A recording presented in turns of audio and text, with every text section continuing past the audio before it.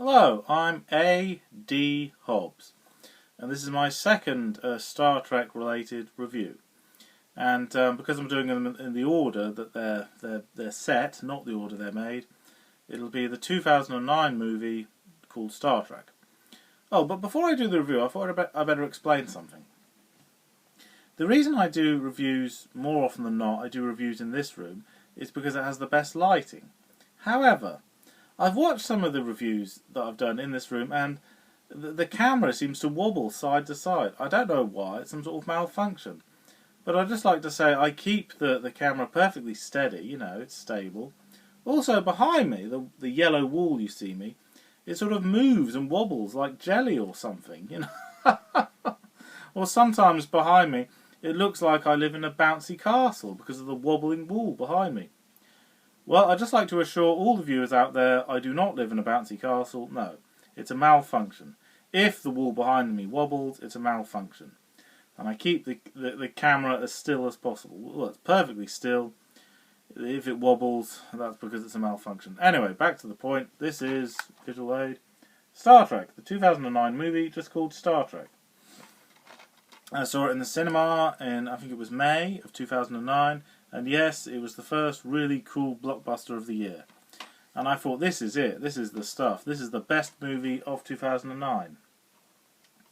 And then later I saw Avatar. So, okay, but you know what I mean. It was the best movie before Avatar in the year 2009. Anyway, okay, I'll say good things and bad things. Well, first of all, the title. It's just Star Trek. Now, none of the other movies were called Star Trek, but call it something else, like, I don't know, because it's a prequel, like The Origin of Star Trek, or the First Great Adventure of Star Trek, you know. Because if you just call it Star Trek, that will lead to some confusion, because the 60s TV show just called Star Trek, the 70s cartoon just called Star Trek. So if you just call the movie Star Trek, people will confuse it with the other, you know. It's a bit like, well, here's another example, Robin Hood. There's a new challenge for Robin Hood. Robin Hood, Prince of Thieves, and The Adventures of Robin Hood. So call it something slightly different, ever so slightly different, so you don't confuse it with the other. But in the year 2010, and 1991, and 1972, and 2006, there were versions of Robin Hood all just called Robin Hood. Which is silly, because if people have just a name to go on, then they'll probably watch the other TV show instead of your one. So you can just call it Robin Hood if you want, but on your own head be it, you know. Anyway, so they should have called it something Star Trek the something, not just Star Trek, yeah. Okay, some other nitpicking, or more visual aid here. This is Mr. Sulu, played by John Chow. And I think the other thing he's famous for is he had a bit part in the movie American Pie. And also, he was in that TV show, I think it was called Flash Forward, or Fast Forward, or something like that. But the thing he's most well known for, John Chow, is in Star Trek and Star Trek Into Darkness. And this is the toy I didn't get it brand new, I got it second hand. He has his arm has sticky tape on it, yeah, to keep the phaser on his hand so you don't lose it, which makes sense because small accessories always get lost. And this is the phaser, which looks more or less like the 60s one, only a few little modifications, changes here and there. And the phaser in Star Trek, and Star Trek Next Generation, and Voyager, and all the others, it makes one beam of light that destroys. It doesn't fire little bits of light, like bullets, like blasters do in Star Wars. No, the difference between Star Trek and Star Wars is this fires one long beam of light. It doesn't in the 2009 film. No, it fires little, like bullets of lasers like that, like Star Wars. And I wasn't too sure about that. I thought, no, you can't do that. You've got to keep the status quo. Make it fire one beam of light. But then afterwards you realise this is a whole new version of Star Trek, you know. So they do take a lot of liberties changing bits here and there.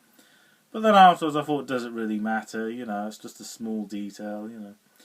And, oh yes, I remember me, like a lot of fans, being very sceptical. How dare they have new actors playing the original crew? Nobody could play the original crew better, the ones we've all grown up with, you know. And, well, No, nobody could play the original crew better, but they do a half-decent job. The new actors that play the original crew are different enough and similar enough to be appealing. So yes, they get the balance just right. And oh yes, but of course, consistency is the Federation symbol there. Yeah, and oh yes, back to the thing about Star Wars is the Star Trek film 2009. It's really, really fast-paced. You know, it's more like a Star Wars film than Star Trek. You know, because we know the difference is Star Trek action is a bit more slow-paced, whereas Star Wars is really fast-paced. Well, now Star Trek is really fast-paced. But then, because why are all these big changes happening? Well, let me explain. You see, back in 2002, or the end of 2002, Star Trek Nemesis, the last Next Generation film, was made, and it bombed. It was a huge flop. And it gets worse. The latest Star Trek Enterprise, the TV show, the ratings were plummeting, really going downhill.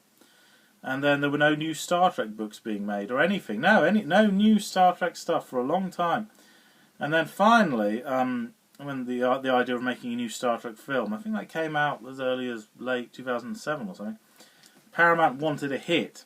And they thought, well, shall we have an entirely new crew, a new spaceship? No, let's give the public what they want. And we know that they all love the original crew. So that's the reason why, to make sure it makes money, give the public what they want. So we have the original crew, but show them in a way that we've never seen before. Yes, it's a very new style, yeah, the way it's all different.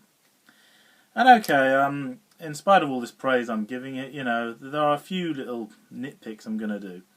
Like, well, in the opening sequence, we see Captain Kirk's father, except he's played by the exact same actor that plays him in the story. And I thought, no, don't do that. Get an actor that looks a lot like him, but is not actually him. That's a bit silly, yeah. Another thing, well, this is a blooper, except it isn't really. Okay, I'll explain what I mean. In Star Trek, there's this machine here. That's the machine there. What it does is, it's created by an evil Romulan commander called Nero, and it sort of drills a hole in a planet and creates a wormhole that makes the entire planet implode, so that everyone on that planet will die. And anyway, they try to stop it. Yeah, Mr. Sulu does a bit of sword fighting on it, fights off some Romulans, but sadly their attempt fails, and they manage to get off the planet in time. But the entire planet of Vulcan is destroyed. And I remember when I first saw the film, thinking, no, you can't do that. That's not right. Because this is a prequel, right? Set prior the events of the 1960s TV show. In the 1960s TV show, we visit the planet Vulcan. In Star Trek 3. No, not Star Trek 3. Star Trek 4. Oh, and Star Trek 3, we visit the planet Vulcan. So you can't destroy planet Vulcan prior those events, because that's inconsistent. That doesn't make any sense. However, then afterwards, as the plot develops, we find out this machine... Picture of it again there. This machine that destroys planets, it comes from the future. Way in the future, after the events of Next Generation, after the events of Voyager, way in the future, goes backwards in time and destroys it then. And then I realised, oh, I see what you mean. So that's why. So it's not a blooper at all, because that machine comes from the future. So we're going to see a whole new version of Star Trek here, yeah. So that's why there's a few little inconsistencies, but it's not a blooper, it's because we're seeing a whole new version of the Star Trek legend, yeah. However, in spite of what I've just said, is this a blooper? The Kobayashi Maru test that we see Captain Kirk do when he's training at the Starfleet, he's a cadet, yeah. He cheats so that he can save the ship. Mr. Spock is unimpressed because he designed the test and says, you can't do that, you're cheating. And Captain Kirk muses and says, isn't the test itself a cheat? Because there's no way you can possibly win. And Spock says, well, it's how you cope with a no-win scenario. That's the point, yeah.